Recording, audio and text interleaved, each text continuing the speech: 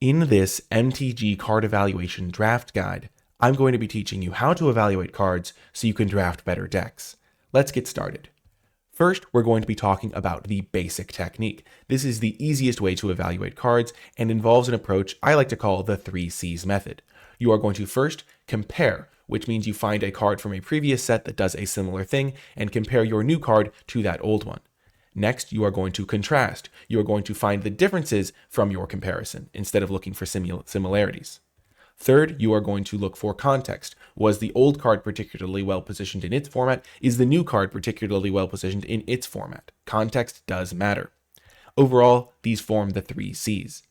For the purposes of these card evaluations, I'm going to be diving into a lot of examples because I think that the best way to learn this approach is by seeing it in action. First, we're going to be looking at Rally at the Hornburg, a new card from Lord of the Rings Tales of Middle-earth. It is one of my free preview cards, courtesy of Wizards of the Coast. Thank you so much to Wizards of the Coast for those preview cards. But basically, the reason I'm choosing this card and my other preview cards, because I'm going to be showing all 5 of them through the course of this video, is because they are not played with yet. So we have no actual data points to use for how good they will be, other than using these card evaluation techniques, which makes them the perfect candidates for this sort of video where I'm trying to teach you how to evaluate brand new cards. So, starting off with Rally at the Hornburg, I'm going to be comparing it to Forbidden Friendship for reasons that will soon become apparent. Looking at the compare approach, they have the same mana value, they make the same number of tokens, and they make the same size of tokens. Also important for the comparison, I know that Forbidden Friendship was a good card in Ikoria draft, and so my first baseline of Rally at the Hornburg is that it's also going to be a good card because Forbidden Friendship was a good card and Rally at the Hornburg is similar. Next, we're going to be contrasting these two cards. What are the differences? Well, for starters, Rally at the Hornburg is slightly better because both of the tokens have haste. The fact that it doesn't make a dinosaur token and instead makes 2 humans isn't as relevant here, but it is something to keep in mind as well, because in certain situations, maybe that's something that's worth contrasting. Next, we're going to be looking at context.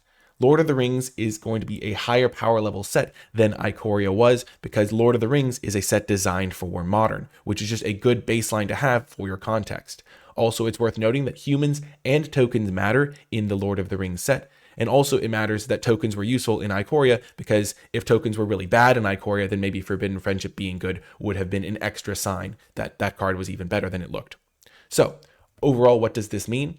Well, the Rally at the Hornburg is likely to be an above average card because Forbidden Friendship was good and Rally at the Hornburg is slightly stronger in a higher power level set, which means that because Forbidden Friendship was above average and Rally at the Hornburg is slightly better in a slightly more powerful set, then Rally at the Hornburg is likely going to be at a similar level to Forbidden Friendship. Hopefully this method makes sense, but if it didn't, we're going to be going through it again so you can see exactly what I mean. My second preview card that I had was Birthday Escape, a single blue mana, draw a card, the ring tempts you. So the card I chose to compare it to was Slip Through Space. Single blue mana, sorcery, target creature can't be blocked this turn, draw a card. So, looking at the compare. First things first, same mana value. Both are cantrips with evasion. The reason I say evasion is because when the ring tempts you, it does give your creature a little bit of evasion as part of the ring mechanic. And then Slips Through Space was okay in Oath of the Gatewatch. It wasn't like a high priority, but it was a card that you would play and that would do some work. Now let's look at some contrasting. First, Birthday Escape is better because it doesn't target and provides lasting value. One of the problems with Slip Through Space is if you try to target your creature and your opponent kills it or bounces it in response, Slip Through Space will fizzle. Birthday Escape doesn't have that problem. You simply draw the card and then the ring tempts you, and the ring, if they fizzle the ring getting attached to your creature, that's not going to stop you from drawing your card with Birthday Escape. Also, because the ring tempts you, provides you some lasting value on the way the ring mechanic works. It'll continue to buff up all your future the ring tempts you stuff. It provides you a lasting advantage, which means Birthday Escape is a decent amount better, I think. So, let's look at the context. Lord of the Rings is a higher power level set than Oath of the Gatewatch, as we already established, for the same reason as before. The Lord of the Rings set is designed for Modern. The ring is a key mechanic in the Lord of the Rings set, which means that Birthday Escape does fit well with the set mechanics. Also, the second card drawn is a mechanic in Lord of the Rings, so there are some cards that care about you drawing your second card in a turn, which means Birthday Escape is synergistic with those. It is worth noting, for context, that Slip Through Space was in a format that had the Surge mechanic, which rewarded you for casting your second spell in a turn, so Slip Through Space does have that going for it, which means maybe it was overperforming a little bit in its environment compared to where it would normally be as well. So what does all of this mean? Conclusion. The Birthday Escape is going to be a solid card with upside to be even better than that because Slip Through Space was okay and Birthday Escape seems significantly better for the same cost. So that's how we evaluated that card. This third one we are going to be going through is Claim the Precious. This is another one of my free preview cards. As I already said, shout out to Wizards of the Coast for these awesome cards. But we're looking at this and we're going to be comparing it to Murder, a card that we have seen many times in many different formats. So first, we are going to compare the same mana value. They're both unconditional removal, and Murder is a premium card historically speaking. So those are just kind of the ways you're going to be going through the comparison. So like that's why you often look for a card that has the same cost and the same effect, because that makes comparing quite easy. Next, you're going to contrast. They Claim the Precious is sorcery speed. That is a significant difference, but it provides a lasting advantage because the ring tempts you will move you along that ring track. Next, context. Lord of the Rings is a higher power level set than normal. I didn't say than any specific set because we've seen Murder in multiple different sets. And the ring is a key mechanic in Lord of the Rings. So in the Lord of the Rings set. So the Claim the Precious has some additional format synergy, even though Lord of the Rings is a higher power level set. So conclusion. Premium card because Murder is a premium card and the loss of instant speed is probably equivalent to the ring value. That's just my initial conclusion about Claim the Precious. Not being an instant is a significant downside, but being a card that works with a format mechanic, the ring tempts you, is a nice upside. And so overall, it's probably going to balance out to still being a solid card and around the same level Murder was at in previous sets. Those are 3 examples of how to evaluate cards. This next one is a bit more interesting because Eagles of the North is more of a unique effect than we have seen in the past, which means it doesn't really have an obvious comparison. The first one that came to my mind was Angel of the Dawn as a expensive flyer that buffs all of your creatures, but this isn't really a fitting example, which means we're going to have to get a bit more complex with Eagles of the North and go on to my advanced card analysis technique. For the advanced technique, this is going to be more of a ground-up approach. The first thing you're going to want to do is the vanilla test. This is a way of evaluating cards as if they had no text box and just looking at the raw stats you're getting for the card. When it comes to things like removal spells, you pretty much evaluate the removal spell without any additional riders. So for example, with Claim the Precious, you would evaluate it as just 1 black, destroy a creature, and then you kind of ignore the ring tempts you part, because that is kind of like the most vanilla way you can phrase that removal spell. Next, you're going to look at the floor and ceiling of the card. What is the worst case scenario for the card, and what is the best case scenario for the card? Third, you're going to be using quadrant theory, which is where you evaluate the card in the developing stages of the game. You evaluate the card when you are ahead, when you are behind, and when you are at parity. And using these 3 techniques as the advanced way to analyze cards, you're going to be able to use kind of a build your own card analysis without having to compare to a previously existing card, which, as we said, doesn't really work with Eagles of the North. So, Eagles of the North vanilla test. A 6-mana 3/3 flyer is small. You wouldn't play that card in a normal deck. 1 mana to get a Plains is low impact on its own because I'm evaluating the Plains cycling as if it was kind of a separate card.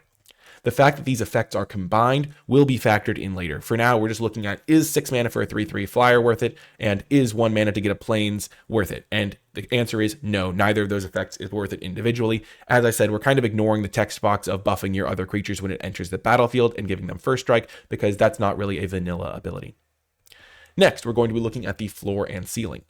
The floor is 1 mana to get a Plains, which is an extremely high floor. It means that even if you don't have the mana to cast this, even if you are in the early turns and you're struggling for lands or things like that, you can always just get rid of this to get a Plains, which is extremely high floor. It's not an ability we've ever seen before on a Magic card. Plains cycling has always cost 2 mana in the past, so seeing it for 1 does give it a very high floor.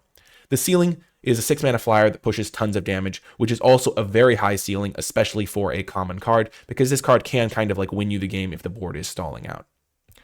Next, we're going to be looking at an example of another card with a floor and ceiling that is quite different, just so you can get a sense of what floors and ceilings can look like, so you aren't just like only seeing that one eagle. Inspired Charge is a card that has been printed many times, including in March of the Machine. Its floor is a 4 mana do nothing if you have no creatures. This is the lowest floor because cards that do nothing when their conditions aren't met are really weak in those situations. Even any creature has a much higher floor than this because you can always just play the creature as like its floor just being like, okay, I played the creature and I at least have something I can attack or block with. The ceiling of Inspired Charge is a 4-mana pump spell that wins a major combat, which is a high ceiling for a common. However, because the floor is so low, Inspired Charge did not really ever see play in March of the Machine. It sometimes sees play in certain formats where there are a lot of tokens and support, but generally speaking, Inspired Charge is not a card that gets run very frequently, just because the very low floor is not worth the ceiling, because the ceiling doesn't come up as frequently. Now we're going to be looking at quadrants for Eagles of the North. The first quadrant is developing. And in that quadrant, it does quite well because it helps you hit your land drops, which is pretty much what you want to be doing in the developing stages of the game. And it does that quite cheaply by just being plain cycling for 1 mana instead of for 2 mana, as we have already mentioned. Next, if you are ahead, it helps you push damage to win. If you have a couple of creatures and your opponent has none, you can play Eagles of the North, make it really hard for them to block, and finish off the game. So it's really good when you're ahead. If you're finished as a curve topper. When you're behind, 6 mana value is high for a creature, so it's not really great as a blocker when you're behind. Also kind of understated for a 6 mana card when you're behind, and a Plains isn't going to catch you back up. So when you're behind, Eagles of the North isn't going to be that great for you. If you are at parity, it is probably one of the best cards to draw, because the bigger the board state, the more valuable the massive buff to your team and first strike is going to be for enabling a big attack that will break the board state wide open. So, conclusion. While Eagles of the North does not do well on the vanilla test, it has an extremely high floor and a high ceiling, which is a critical part of this analysis. It is good in 3 of the 4 quadrants, though not when behind, and being good when you're behind is probably the most important quadrant, because there are a lot of cards that can help close out the game when you're ahead, but there aren't as many good cards to catch you back up. However, overall, it looks quite strong because of the fact that it does so well on the floor and ceiling test. It's almost always going to be useful to you if you draw it at any stage of the game, and the fact that it's a common that you can top deck late in the game is going to be, and win you the game, is going to be incredibly valuable. It's also worth noting that the flexibility of plane cycling is going to let you maybe shave a land or something like that if you have a couple Eagles of the North, which is also incredible upside for this sort of card, because it makes you simultaneously less likely to get mana light on lands or get too many lands. So really a nice card for that benefit as well. The flexibility is really nice there, and that's why we do all of these tests, because all 4 of these tests are going to provide insight into the card, which you will use to inform your analysis. So, now you try. For this video, I have one last preview card that was given to me by Wizards of the Coast that I would like you to do an analysis on, and let me know in the comments section how it lines up on all of these things we've been discussing. The card in question is Breaking of the Fellowship, and it is 1 and a red for a sorcery. Target creature an opponent controls deals damage equal to its power to another target creature that player controls. The ring tempts you.